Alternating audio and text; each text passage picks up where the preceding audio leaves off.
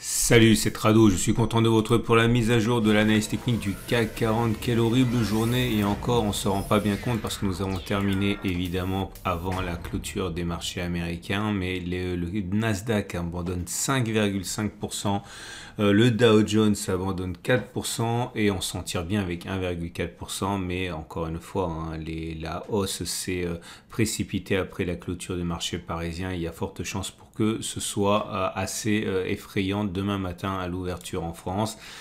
Et on va voir ce qui s'est passé graphiquement, mais il faut comprendre que la déception est venue de chiffres d'inflation, certes, qui ne s'accélèrent pas, mais qui restent quand même dans une fourchette extrêmement haute, avec la diffusion à des secteurs qui avaient été épargnés auparavant par l'inflation. Bref, peu de chances pour que la Banque centrale américaine joue l'accalmie dans sa hausse des taux d'intérêt. Pire, certains envisagent maintenant dans 3% des probabilités que la prochaine hausse soit de 1%, alors que on envisageait au pire 75 points de base, voire 50 points de base. Donc les investisseurs sont extrêmement déçus par ces chiffres de l'inflation, ce qui explique la déconvenue. Et nous en sommes actuellement ici. Alors nous avons un chandelier rouge qui termine sur le plus bas du jour. C'est une couverture en nuage noir. Couverture en nuage noir, c'est une bougie qui commence plus haut que n'a clôturé la bougie précédente, mais qui termine néanmoins plus bas que le niveau médian de la bougie précédente. Clairement, si ça avait été complètement englobant par rapport au corps vert, ça aurait été un avalement baissier, mais là on termine quand même dans le corps vert précédent, mais au-dessus de la moitié du corps.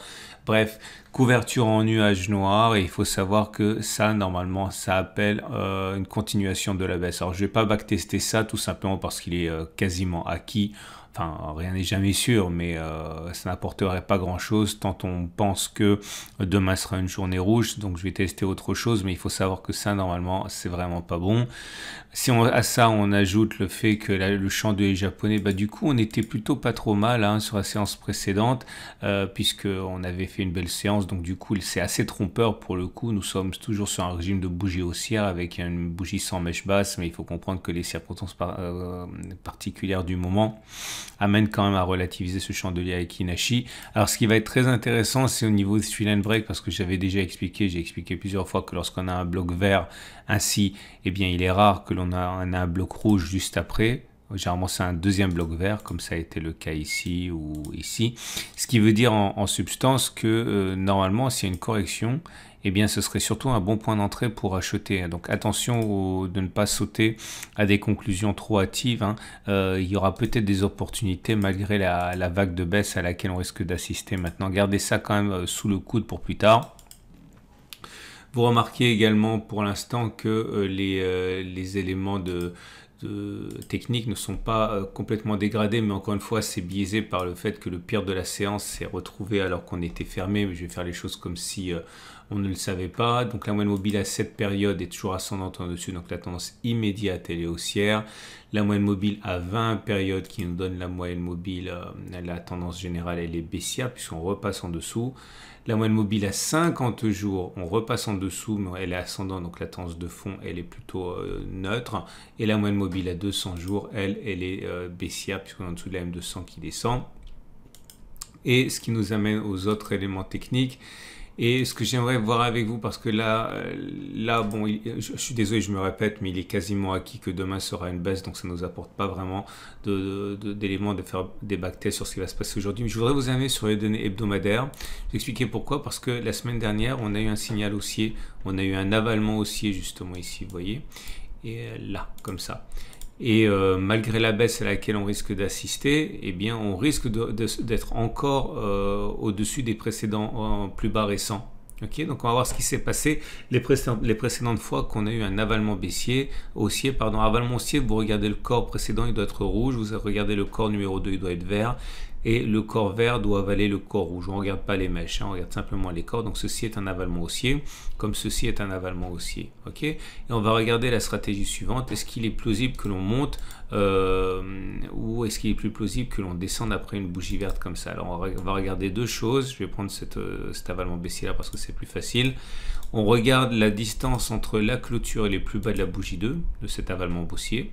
Ça fait 4,80. Est-ce qu'on a fait d'abord moins 4,80 ou on a fait d'abord plus 4,80 et 2 fois 4,80, c'est-à-dire 9,6. Et vous voyez, on a fait au mieux 12,42 et ce n'est qu'après qu'on est venu faire moins 4,80 sur cette bougie. Donc c'est pour ça qu'il y a 2 pouces verts. Une fois et 2 fois le risque. Et là, vous avez 2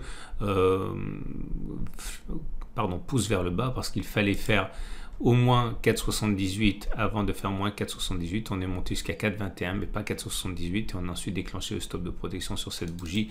C'est pour ça qu'on a 2 pouces rouges. Alors je suis remonté jusqu'à l'origine du CAC 40 pour essayer d'avoir une idée de ce qui se passe. Donc là, vous voyez, on a une fois, mais pas 2 fois. Alors, il faut savoir que les puristes aiment que la bougie du 2 soit très très longue, que la bougie verte, que la bougie 1 soit plutôt courte et préfèrent que ce soit en bas de cycle baissier plutôt qu'au milieu.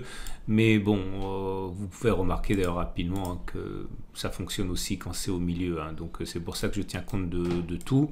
Et même si encore une fois, les plus puristes des théoriciens, enfin des pratiquants des chandeliers japonais vont sauter au plafond, j'ai pris toutes les occurrences où la bougie 2 était verte, que la bougie 1 était rouge et que le corps vert englobait le corps rouge.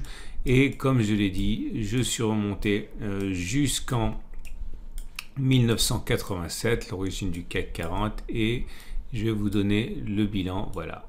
Donc j'ai fait 50, il y a 56 occurrences. Et sur 56 occurrences, si on regarde R1, c'est-à-dire une fois la distance au risque, il y a 34 succès et 22 échecs. Autrement dit, 61% de succès, 39% d'échecs. Si on avait parié 1000 euros par trade par trade, donc on aurait gagné 34 fois 1000, 34 000, on aurait perdu 22 fois 1000, 22 000, donc 34 moins 22, 12 000, c'est rentable depuis l'origine du CAC 40. Et si on prend 2 fois le risque, on aurait eu 22 succès et 34 échecs, autrement dit 39% de succès et 61% d'échecs, mais ça reste rentable, même si c'est moins bien que pour R1, puisque on gagne 22 fois 2000, 44 000, on perd 34 000, 34 fois 1000, donc ça reste rentable, 10 000, même si c'est encore une fois moins intéressant.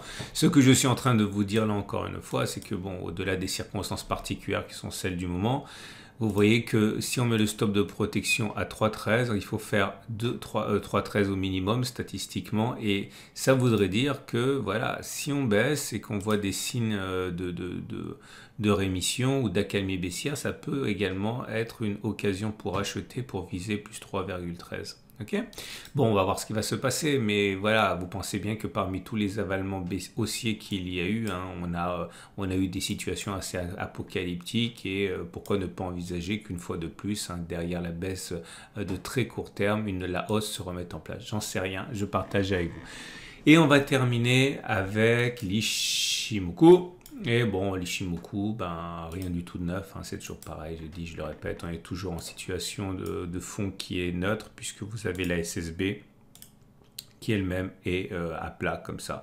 La SSAB, c'est la courbe du milieu là, et elle est à plat, donc c'est-à-dire que c'est neutre. Alors on va passer au trade du jour, mais avant, coup de projecteur sur mon nouveau service. Alors comme vous le savez, j'ai un cercle le cercle privé des tradosauriens qui regroupe très peu de membres, entre 35 et 40, uniquement des traders qui veulent apprendre mais qui ont le temps de tester, qui ont droit ainsi à un espace pour travailler. Vous pouvez le rejoindre, vous avez un lien en dessous de la vidéo pour accéder si vous le voulez.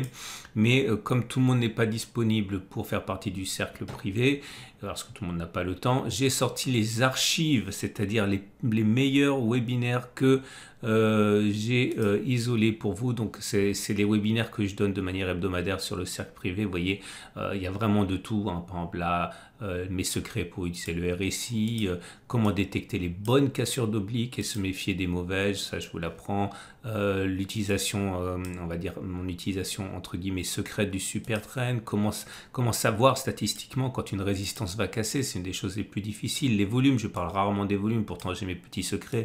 Bref, si vous voulez accéder aux archives du cercle très privé, donc c'est soit le lot numéro 1 avec 4 webinaires exclusifs, soit le lot numéro 2 avec 4 webinaires exclusifs, soit les deux, eh bien regardez ce que j'ai à vous proposer, c'est en dessous de la vidéo.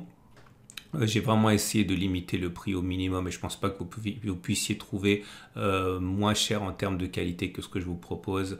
On en est à, voilà, c'est 25 € par, 24,90 pour les 4 webinaires. Bref, ceux qui ont découvert ça m'ont fait d'excellents retours. Je vous invite vraiment à considérer cette façon assez novatrice et exclusive de vous former avec ces webinaires très particuliers. Bref, plus d'informations en dessous et on passe au trade du jour. Alors, disons que ça n'a pas fondamentalement changé les choses, hein, ce qui s'est passé aujourd'hui, bien au contraire, ça maintient, ça confirme l'idée qu'on est toujours bloqué à l'intérieur d'un grand range et tant que l'on n'a pas réussi à s'extirper du range, et bien tout ce qui se passe est anecdotique, voire chaotique. Donc la solution pour moi reste toujours la même, hein. Si on s'approche de cette zone rouge, eh bien, spéculer à la hausse, on peut entrer en plusieurs fois, par exemple un demi-risque ici, un demi-risque là, stop de protection en dessous et pareil sur le fait qu'on va remonter.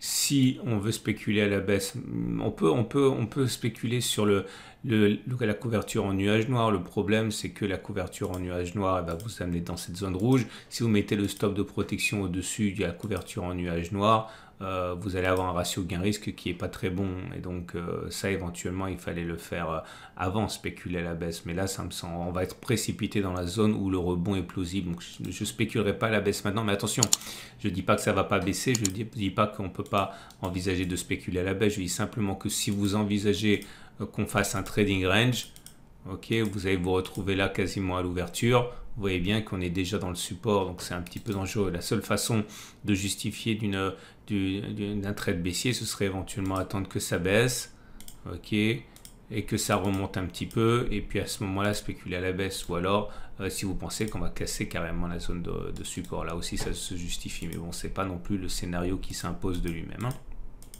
Et si vous voulez acheter, donc si vous voulez spéculer à la baisse, vous pouvez éventuellement attendre que l'on remonte sur cette zone là, mais c'est pas pour demain.